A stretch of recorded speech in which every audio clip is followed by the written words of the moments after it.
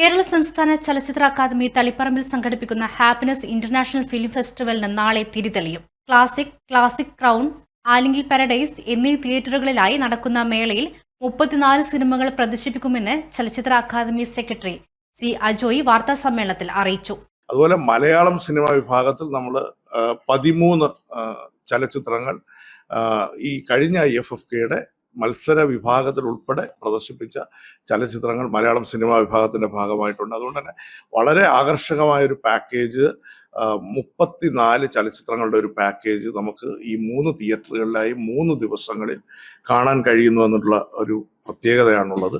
അതുപോലെ തന്നെ ഋതിക് ഘട്ടക് സെന്റിനറിയുടെ ഭാഗമായിട്ട് തിരുവനന്തപുരത്ത് ചലച്ചിത്രമേളയിൽ IFFKയിൽ നമ്മൾ നടത്തിയിരുന്ന ചിത്ര പ്രദർശനമുണ്ട്.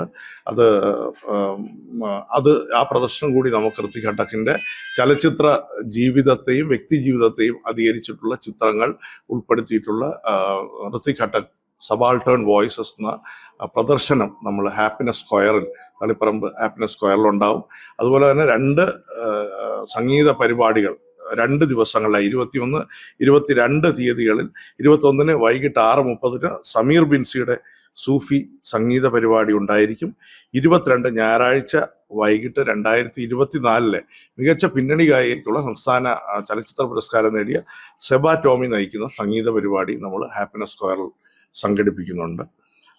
മേളയുടെ സമാപന സമ്മേളനം തിങ്കളാഴ്ച 23 വൈകിട്ട് 6 മണിക്ക് ക്ലാസിക് തിയേറ്ററിൽ ഡോക്ടർ റസൂൽ പൂക്കുട്ടി ചലച്ചിത്ര അക്കാദമിയുടെ ചെയർമാൻ അടക്കമുള്ള പ്രമുഖ ചലച്ചിത്ര പ്രതിഭകളെ എത്തിച്ചുകൊണ്ടുള്ള ഒരു സമാപനത്തോടെ ആയിരിക്കും നമ്മുടെ ഈ മേളയ്ക്ക് കൊടിയിറങ്ങുക. വാർത്താ സമ്മേളനത്തിൽ ഭാരവാഹികളായ Sherry Govindan, H Shaji, doctor NP Sajeesh, Vineesh എന്നിവരും പങ്കെടുത്തു.